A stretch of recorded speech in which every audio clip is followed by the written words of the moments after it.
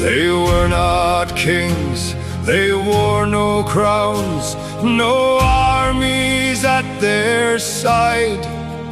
Just poets, sons, and working men, with freedom as their guide.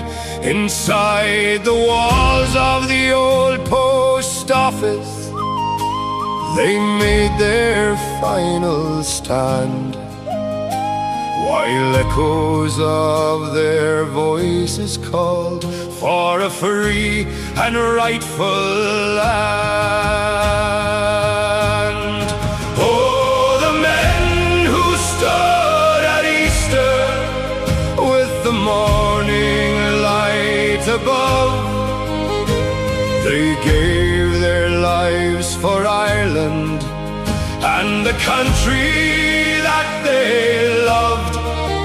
Though the guns of empire silenced them and darkness filled the day, their names became the whispers that would never fade away.